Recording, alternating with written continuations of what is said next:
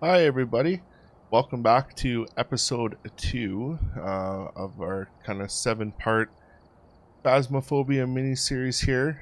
In episode 1, we kind of quickly touched on the van, screens in the van, the different types of um, items that we can use to figure out what the ghost is, the optional objectives, stuff like that.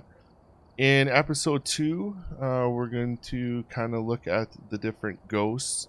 We'll kind of read through what their traits are, and then we'll go through what their special abilities are. For later on, early on, amateur, intermediate, and professional, you can pretty much figure out what the ghost is because you are going to get 3 different kinds of evidence. In Nightmare, it depends a lot on the ghost traits. So you have to kind of get to know what the ghosts do, their special abilities, to be able to figure out what the ghost is. But we're going to take a look. So there are now a whole bunch of ghosts. So there's 24 ghosts now that they do have in Phasmophobia. Ghost 22, the Moroi, 23, the Diogen, and 24, the Thay came in the last update, so a lot of people probably aren't familiar with those. But anyways, Spirit Ghost, so they're very powerful but passive, only attacking when they need to. They defend their place of death. So the ghost room, a spirit will be very aggressive when you are in the ghost room. One of their weaknesses are they can temporarily be stopped by burning a smudge stick. So to figure out if you have a spirit or not, if the spirit is hunting, and you smudge it, basically for 3 minutes it won't hunt again. So if you're looking at either a spirit or say a yokai, and the ghost hunts and you smudge it, and then under 3 minutes the ghost hunts again, it's a yokai. If after 3 minutes it hunts, then you're more than likely dealing with a spirit. But a spirit is, they're very protective of the ghost room or the room that they died in. So a ghost that's very aggressive while you're in that room, um, it's a good tell time that you're dealing with a spirit. Also, too, with the smudge, if you smudge the ghost and then for 3 minutes it doesn't hunt you, more than likely you're dealing with spirit. Race, so they basically have the ability of flight. Their strengths are they'll almost never touch the ground, meaning it can't be tracked by footsteps. So if you think you're dealing with a wraith, um, if you go into the ghost room and you set down salt piles, sometimes the ghost will just step in salt. So you'll hear the footprint, but it won't walk anywhere. That doesn't necessarily mean that you're dealing with the wraith. Sometimes it's just the ghost step in the salt, and for some reason they just decide to be buttheads and they don't want to walk around. If the ghost is walking around and you can hear it walking around and you check with the UV light and there's no footprints, you're dealing with a wraith. Also, too, you kind of have to be careful because you could be dealing with a mimic. So a mimic has the ability to take on the characteristics of any of the ghosts, but after a certain time it'll change onto a different ghost. So there is a possibility that if a ghost steps in salt and doesn't leave footprints, that it could be a mimic. But if you've ruled out the possibility that it can't be a mimic, so if you kind of say, if you have EMF or if you have spirit box, um an EMF level 5, you're not going to be dealing with a mimic because a mimic is spirit box, fingerprints, freezing temps, and their weakness is orbs. So that's how you can kind of tell between a mimic and a wraith. But a mimic won't give you EMF 5 or it won't give you dots. So if you're in the earlier difficulties and you're pretty sure you're dealing with a Wraith. If you put down salt, you will not get footprints, so you won't be able to fill the book with footprint photos. Kind of makes it hard with the Wraith to fill the book. You just kind of have to grab interactions, photo the bone, some cursed items, stuff like that. Phantom, basically they are summoned kind of from Ouija boards. So looking at a phantom, so if a phantom does a ghost event, so if it spawns and appears, the longer you look at it, the more your sanity will drop. So you kind of have to be really careful if you're dealing with a phantom. It can still ghost event you. It can still appear. Just make sure that you're not sitting there and staring at it. If a ghost appears, so say you first walk into the house and the ghost does a ghost event and it appears, and you snap a photo of it. If the ghost instantly disappears, more than likely you're dealing with the phantom. Taking a photo of a phantom will make it temporarily disappear. Sometimes you have to be careful because the ghost event might be ending as you snap the photo, so it might seem like the ghost disappeared. But for instance, say if it's a singing event and you snap the photo straight quick on, and the ghost disappears but you can still hear the singing, you're dealing with the phantom. Phantom does not like getting its picture taken. The poltergeist, so they can throw multiple objects at once. With nothing to throw, poltergeists become powerless. So if you're in a room where there isn't a lot of things for the ghost to interact with, they won't be able to throw things around. The poltergeist, if it's throwing stuff, it will lower your sanity. It's just a minimal amount, but for every time it throws something, it is lowering your sanity. If you're a tell of if you have a poltergeist, you can make, they call it a polter bomb or poltergeist bomb. So basically, say if the ghost is in the kitchen and you grab all the plates, all the cups, anything that you can in the kitchen, and you put it into one pile. If it's a poltergeist, the poltergeist will explode the pile because it'll go to interact with multiple things at once.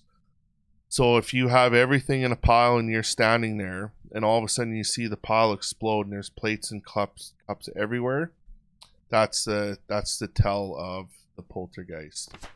The Banshee. So a Banshee will weaken their target before striking. Its weakness is the Banshee can sometimes be heard screaming with the parabolic microphone. Excuse me. So in single player, it's kind of hard because obviously you are the Banshee's target. When you're playing with 2 people, 3 people, 4 people, the Banshee will single out one person. So say if 3 of us go in the house and we're in the house, we're collecting evidence and stuff. If none of us leave the house and the Banshee events, the Banshees have a higher chance of the singing ghost events.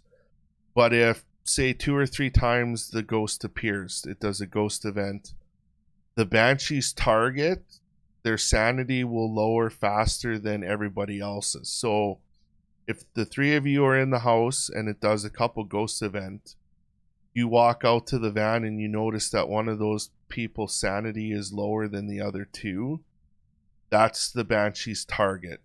The Banshees hunt. Their sanity level for hunting is based off of its target's sanity, not group. So most of the ghosts will hunt at a group sanity level. So say for instance like we'll just use a myling. Say if a myling hunts at 45% sanity, as long as your average group sanity stays above say 50 or 55%, the myling more than likely won't hunt you. With a Banshee, if a Banshee hunts at 45%, your group sanity could still be at 55, If its target sanity drops below 40 or 45 or 40%, the Banshee can hunt. So a Banshee's hunt number depends on its target sanity, not your overall group sanity. So you have to be very mindful of that. Another tell, I explained it in the video prior, but a parabolic microphone, the Banshee has I think it's a 25% chance that you can actually hear the Banshee's wail through the parabolic. So the parabolic will pick up talking. You'll hear ghosts murmuring and talking, but the wail, it's like a siren scream, like a wah, kind of. You'll hear in the parabolic. I'm not going to redo the sound, but it's a different kind of scream or a yell that you'll hear through the parabolic, and a banshee will give you that. The Jinn. So the strength of a Jinn is it'll travel at a faster speed if its victim is far away, and its weakness is turning off the location's power source will prevent the Jinn from using its ability. So the Jinn is very, very fast if the power to the house, if the power box is on. If the power is off, the Jinn is slow. It's a slower ghost because it can't travel at a faster speed because the power box is off. Also, too, the Jinn can't turn on the power box. It doesn't have the ability to turn on the power. It can't turn on. So if you're ever in the house and you're thinking that you're dealing with a Jinn, or another one is a mare. Yeah, so the mare will have an increased chance to attack in the dark. The Jinn's special ability is with the power. So a Jinn can't turn on the power box, and a mare can't turn it off. So if you're say if it boils down to you're dealing with a Jinn or a mare even, if you set a tell is to set in an EMF detector by the power box. If all of a sudden you hear the EMF detector going off by the power box and the power to the house has not turned on, or the power to the house has not turned off, that's a tell sign that you're dealing with either a Jinn or a mare. If you have the two of them together, you'll have to do a couple other things. So you might have to let the ghost hunt with the power on to see if it's fast or slow kind of thing. But yeah, if you set an EMF detector by the power source to the house, and the EMF detector starts going off by the power source, but the power source doesn't turn on or off, then you know you're dealing with a Jinn or a mare. But yeah, the Jinn's special ability is it's very fast when the power's on. It's slower when the power's off. The mare is kind of the opposite of the Jinn. So the mare will have an increased chance to attack in the dark. So the mare doesn't like having the lights on. The weakness is turning the lights on around the mare will lower its chance to attack. So if you're dealing with a mare and you leave the lights on in the ghost room, lights on in the hallway, there's a lower chance that the mare will actually attack you guys.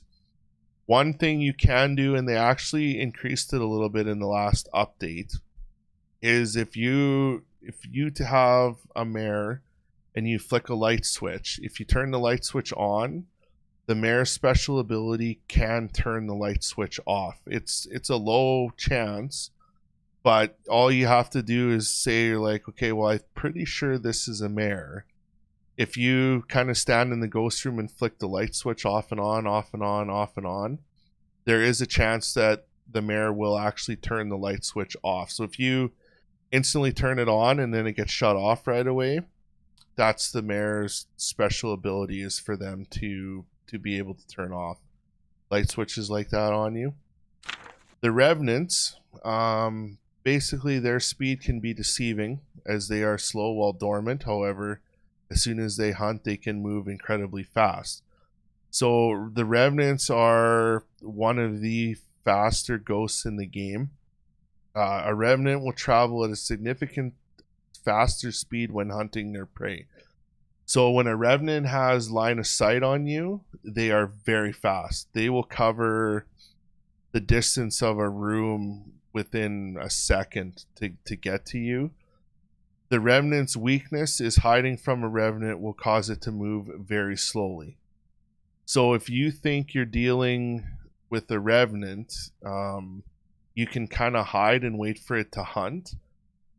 When it starts hunting, if the footsteps are obnoxiously slow, chances are you're dealing with the revenant. If the revenant can't see you or have line of sight on you, they are very slow. As soon as a revenant sees you, however, like I said, they will cover a very large distance very quickly. So they're dangerous. You really have to be careful. You will not outrun a revenant. So if you don't have smudge sticks, so say you weren't able to buy any or you don't have any left, and you know that the ghost is a revenant and you have to try to escape a revenant, you won't, because once it has line of sight on you, it'll kill you before you get anywhere. So you pretty much need to have a smudge stick to repel a revenant if it sees you. But yeah, they're really fast when they see you. They are really slow, like almost like they slow when they can't see you. But that's one way to tell if you're dealing with a revenant. Shades, they are just basically the most boring ghosts that you'll ever probably deal with in Phasmophobia. Well, the Shade and the Thay that just came in, the Thay has Shade characteristics, but if you're in a house and you figured out where the ghost room is and you're just like, wow, like, is there even a ghost here? Like, if the ghost is doing absolutely nothing, and if you're just like, wow, like, this ghost is doing absolutely nothing, there's a very good chance that you have a Shade. They will stop all activity if lots of people are around. Most of the time they'll do things is when you're not even in the room. So like to get ghost writing, the freezing temperatures you'll get early on, but like ghost writing, EMF 5 might take you a while. But like if you're sitting there and you're just like, man, like I can't get anything. Like I can't get ghost writing, I can't get EMF level 5. Just leave a book in the room and head out. You might have to use the activity board in the van to look for the EMF 5, like I talked about in the last video. If all of a sudden the activity goes straight from 0 to 5, chances are it's an EMF 5 ghost.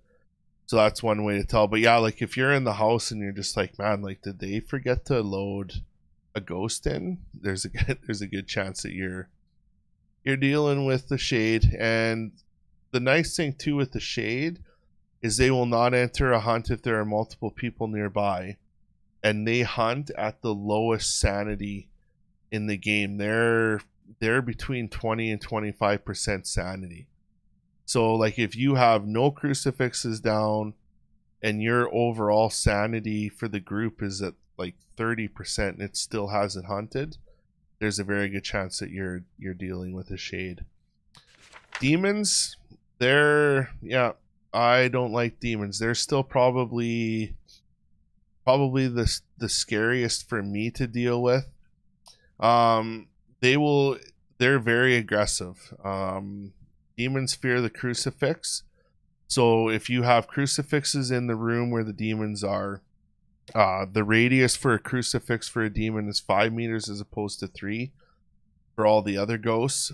Also too, with a demon, if you're using the Ouija board, the cursed item, the Ouija board, the demon will cause a less sanity drain when you're asking the Ouija board questions. So that's kind of another, if you're one that loves interacting with the cursed items early on, that's one of the ways you can tell whether or not your ghost is a demon. Because if you're asking it questions, like we'll cover it in the cursed item Eric Cat episode, but like if you ask the ghost where it is or where the ghost room is, that's your biggest sanity drain question. So if you ask it that and you notice you didn't really use a lot of sanity, there's a good chance that you're dealing with a demon. But the demons can hunt at any sanity level. So, and basically from the second you walk in the front door of the house, they can hunt you, and they can multi-hunt, which means, so say 3 of us walk in the house and it instantly hunts and kills one of us. 10 seconds later, it could hunt again. So there, you have to be very, very careful with the demon. You have to know where they are, where they can come at you from, where your hiding spots are. You have to be very quick and diligent when you're dealing with a demon, because they will ruin your day in a very big way. But yeah, once you played around enough with them, you still have to be careful. But with demons, you want to make sure that you have crucifixes in early. Some people bring them in early on anyways as part of their setting the room up. Some people wait till later, but if you think you're dealing with a demon, you might want to bring crucifixes in a little bit earlier than not. But next on the Ure. So the Ure is a sanity drainer. Smudging the Ure's place of death will trap it temporarily. So if you want to do a Ure test, you can smudge the room, and then you can put motion sensors just outside of the room. If you smudge it and almost instantly the motion sensors are being triggered outside of that room, it's not a Ure. The Ure, smudging it will trap it in the ghost room for a little bit, but they also drain your sanity really quick. So if you go into a house, you didn't really spend that much time in the dark and you weren't really in there that long, and you come out and you're just like, holy cow, like my sanity's really, really low, or lower than you think it should be, there's a chance that you might be dealing with the Ure. Also too, Ure's special ability, they have the ability to fully close a door. So if you're in a house and you think you're dealing with the Ure, open up all the doors. When the ghosts interact with the door, you'll kind of hear the door handle jiggle, and then you'll maybe see the door open a little bit or close a little bit. With the Ure can actually fully close the door, and then there's kind of like a second or 1.5 second delay before you'll actually hear the sound of the door closing. So if you're standing at the door, you're staring at the door and you see the door fully shut, and then all of a sudden a second later you actually hear like the banging or whatever sound of a door closing, then you're dealing with the Ure, because their special ability is to be able to fully close a door on you. It's not fully open, so and almost any ghost can interact with opening a door. Depending on the strength of the interaction, depends on how fast or how far the door will open. But the Ure is the only ghost that can actually fully close a door. So yeah, if you notice a higher than normal sanity drain in the house, or if you notice that a door fully is shut on you, there's a chance that you're dealing with the Ure. Onis are more active when people are nearby, and they have been seen moving objects at great speed. Onis are very active, making them easier to find. So an Oni is basically like an ex-MLB pitcher. They love to chuck stuff, and they will chuck stuff far. Like you will see them move a plate from one side of the room to the other. So if you're in a ghost room and there's stuff being chucked all over the place and like far, there's a chance that you're dealing with an Oni. Poltergeists like to throw stuff too, but not as aggressively as an Oni does. Sometimes too, you'll see like mist, like the ghost events in the house. It's like the mist, and then it's like the breath ghost event. Onis will not do that. So if you're in the house and all of a sudden you get like the mist ghost event, chances are you're not dealing with an Oni. But yeah, but if you're standing in the room and there's things flying from the right side to the left and left to the right and up and down and up, chances are you're dealing with an Oni, because they love to chuck stuff. And so also with an Oni is an EMF 5, whereas a Poltergeist, there is no EMF 5. So like I said, a Poltergeist will still throw stuff, but it will not chuck stuff at the same aggressive level as an Oni will. And then just watch out for that one missed ghost event. If you get it, then you're not dealing with an Oni. Yokais, these are they're like our death ghosts.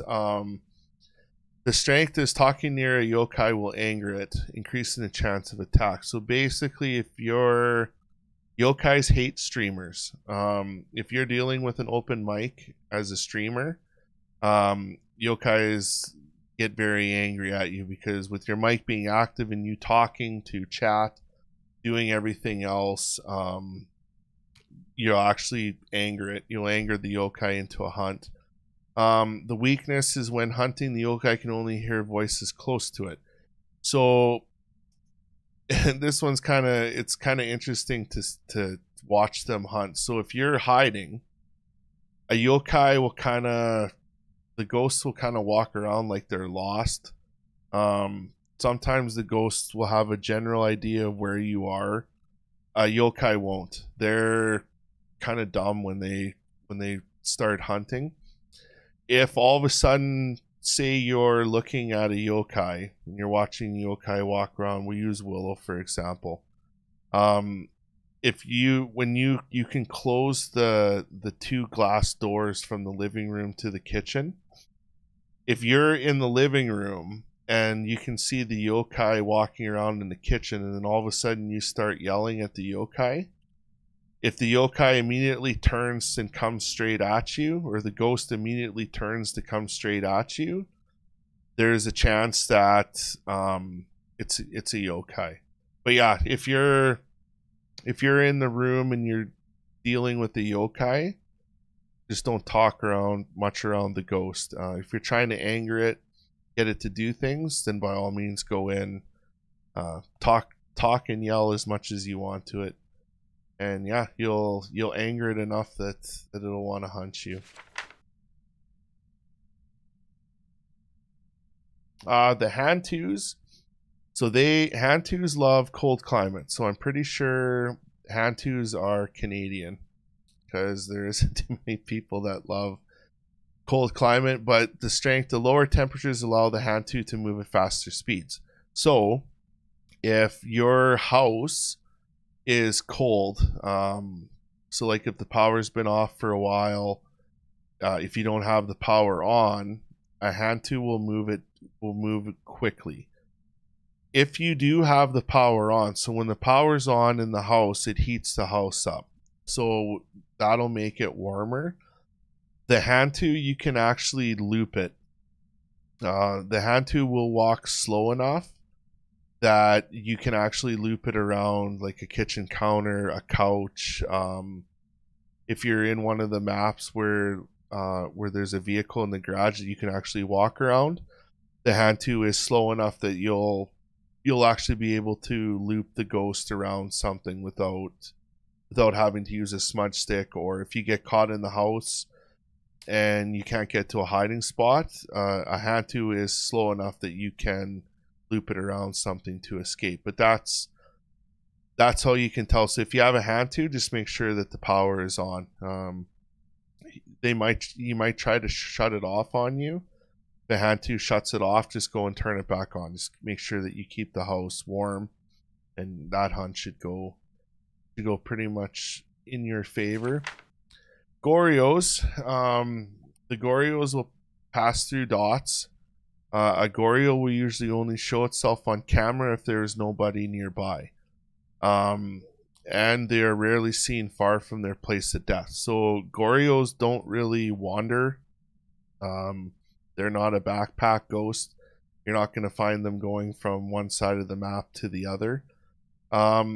Most of the time, if you have dots set up in a room and the ghost gives you dots, you're going to be able to see them in the ghost room. A Goryo, you can't. You're going to have to go out to the van and watch through the video camera, or you're going to have to make sure that you're standing outside of the ghost room to be able to see dots. One thing though with Goryo, if you are playing Nightmare, Goryo will always give you dots. So if you're playing Nightmare and you don't get dots as evidence, you know automatically you don't have a Goryo. Myling. So Mylings are very quiet when they hunt. There's lots of times where a Myling has snuck up on me. One way to tell, so when a Myling is hunting, if you can hear, like, say the audio of them, if you can hear the ghost crying or the ghost singing, if you can hear the ghost making the ghost noise, but you can't hear the footsteps, chances are you're dealing with a Myling. If you're hiding away from the Myling, when the Myling gets close to you, if your flashlight starts flickering, so when the ghosts get close to you, your flashlight will flicker. If your flashlight starts flickering before you hear footsteps, you're dealing with a Myling. So, but you have to be very careful with Mylings when they hunt, because it's hard sometimes to tell where they're coming from. On Onryo, so they basically hate flame. They hate candles. So if you have an optional objective to get the ghost to blow out a candle, be very careful, because if you have an Onryo, if an Onryo extinguishes a flame, it can cause an Onryo to attack. So if you don't have crucifixes in the room, but you have a candle, the Onryo blows out the candle, it has a chance that it can hunt you. One nice thing though is the candle does work as a crucifix to the Onryo. So like if your sanity is at 0 and you have 4 candles lit in a room, as long as you keep one of those or as many of those candles lit as possible, the Onryo won't hunt you. The twins. So the twins basically there's 2 of them. There's the actual ghost and then there's the decoy. You can get most of the evidence in both rooms. It's you won't get, I think it's freezing temps that you won't get in the decoy room. But one ghost is faster than the other. One way you can tell if you're dealing with the twins is they will interact at the same time in 2 different areas. So if you're in the living room and all of a sudden you see a picture fall off the wall in the living room and then you instantly hear a plate being chucked across the room in the kitchen, chances are you're dealing with the twins. Because there's 2 of them, they will often interact with the environment at the same time. So like I said, you'll get an interaction very close to each other but in different parts of the house. So that's one way to tell if you're dealing with the twins.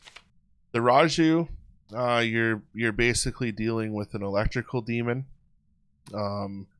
Their hunt level is very high, the same as the demon. One thing you have to be careful with the Raju though, the Raju draws power from our equipment. So if you have dots on the ground, if you have a UV light laying on the ground, if you have an EMF that's laying on the ground, the Raju draws power from that and speeds up. So one way to kind of tell if it's a Raju or not, you can set up, say, like a dots away from the ghost room. And then when the ghost hunts, you can watch how it reacts when it walks through the dots. And if it's slow and then speeds up through the dots and then slows down again, you're dealing with the Raju. But you have to be, like I said, you have to be very careful with the Raju because their power does come from our equipment. The Obake, so same in Nightmare. the Obake has to give fingerprints. So if you're in Nightmare and you don't get fingerprints, you know right away you're not dealing with an Obake. The Obake's special thing is it can leave you a 6-finger fingerprint. So when the ghost is interacting with doors and stuff, if you're checking the doors, there is a chance that you might see a 6-finger. It also has a chance to wipe its fingerprint from a door instantly after it touches it. So if you're in a house, say it opens a door, you take a picture of the door and it shows as a fingerprint photo. Then a couple seconds later, another door opens, you take a picture of that door and it shows as an interaction. That's a good sign that you're dealing with an Obake, because the Obake has the ability to wipe its fingerprint clean from a door. Also, to every other ghost in the game, if they leave fingerprints, their fingerprint will stay on a door for 2 minutes unless it retouches that door again. With a Obake, it'll only stay on there for a minute. So that's one way you can kind of tell too. So if it touches the door, you see it right away, find the fingerprint, take a picture. And then if you're kind of sitting and looking at the door and then after a minute that fingerprint disappears, you're dealing with an Obake. All the other ones will be 2 minutes. The Mimic, basically, you'll get 4 pieces of evidence. So you'll get spirit box, freezing temps, and fingerprints. The one thing with this one is you have to check for orbs. So like when you go, so say if we go into evidence, so say you get fingerprints, orbs, and freezing temps, it shows you that it's a Hantu, but you have to, because ghost orbs is always its tell. So like if you have these 3, you know it's a Mimic, but there are times you might get it like this, where you find orbs, fingerprints, and freezing temps. So then you'll be like, oh, that's a Hantu. Well, when you have these 4 here, possible you have to check for spirit box. Because if you take the spirit box in, it might talk to you. If it talks to you because you have the 4, then you know now that you're dealing with the Mimic. So yeah, so the Mimic will give you the 4 pieces of evidence. So then moving on to the noose of the Moroi. They have been known to place curses on their victims. So the weaker their victims, the stronger the Moroi becomes. The Moroi suffers from hyperosmia, weakening them for long periods. So they are very sensitive to smudging. During a hunt, their blind period is a little bit longer, and it hasn't been confirmed yet, but they're saying too that smudging the ghost in the ghost room will be kind of the same duration as a spirit. With the Moroi though, the Moroi's curse comes from the spirit box. So you have to be careful with the spirit box. So if you're dealing with the Moroi, you use the spirit box, you now have the curse, which means your sanity is going to slowly start draining. If it's not noticed, it can drain you right down to 0. And if multiple people use it, then it can put a lot of you in trouble. So say if I have a candle, I walk into some place, I use the spirit box, pick my candle up, I could be cursed. The curse will basically bleed my sanity all the way down to 0, even if I'm holding a candle. So you kind of have to watch for this. If you are cursed, then you have to be kind of mindful. Once you go out to the van and take pills, it removes the curse from you. But you have to be kind of diligent with the Moroi and their curse that they put on you. And so the weaker, so when you first walk into a house, the Moroi is very timid. He might kind of move the odd door here and there. He might move the odd plate around here and there.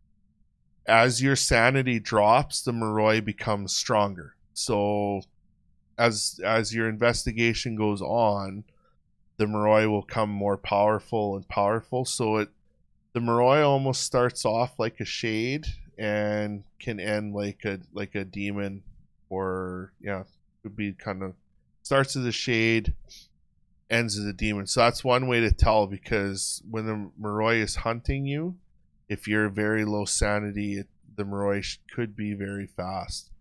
So, but the one thing you just have to be mindful here is the curse, and the curse comes from the spirit box, and pills will cure the curse.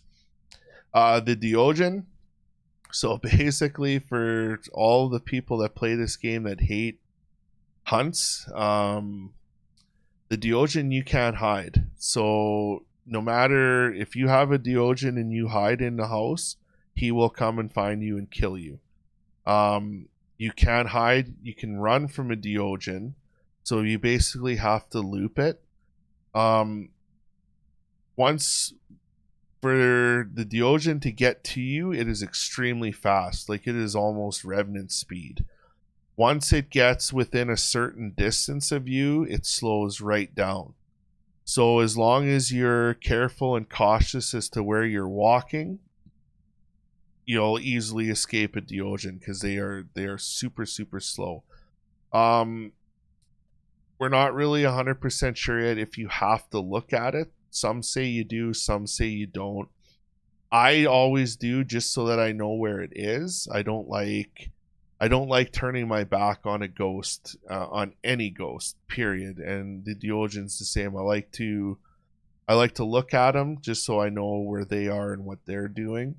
But as long as you kind of know the layout of the house, obviously bigger maps are easier, because you just have to back up down long hallways, like prison, asylum, high school. You just have to keep backing up down a long hallway, and then basically once the hunt's over, it's over. But yeah, you can't, if you have a Diogen, you can't hide, so you need to basically just be standing out in the open. But they are very slow, because it takes a lot of energy for them to spawn.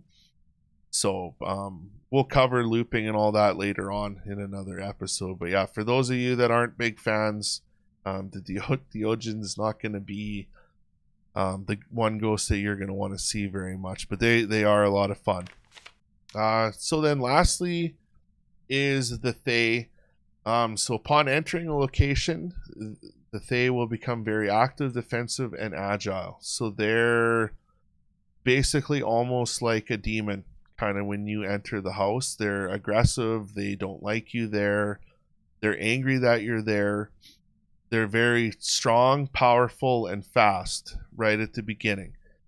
As the hunt goes on, they become weaker and weaker and weaker. So it's kind of opposite. So the Moroi starts as a shade, kind of ends as a revenant.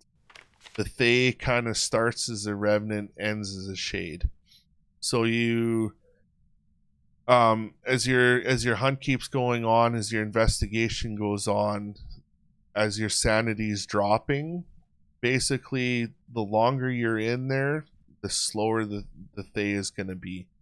Almost, and it's to the point where when it hunts you, so if you've been in the house a long time, your sanity is completely shot, and you've been in there a long time, this ghost is very slow, like slow enough that you can actually loop it. But yeah, the new ghosts have been a lot of fun.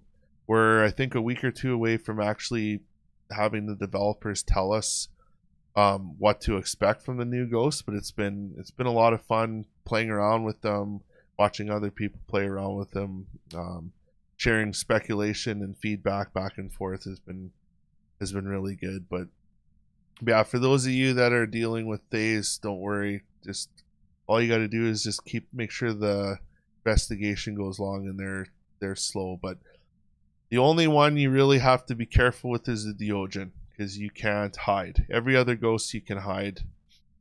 You can hide from them. The Diogen, you have no choice but to loop it. But yeah, so that's episode 2. Kind of a quick quick overview of the ghosts, their special abilities, and stuff like that. Please feel free to leave a like and a comment below. Tell me kind of what your favorite ghosts are. And if there's anything in here that I missed that you guys would like some further clarification on, please drop it in the comments below. And hopefully you guys have a good day, and I'll see you in episode 3.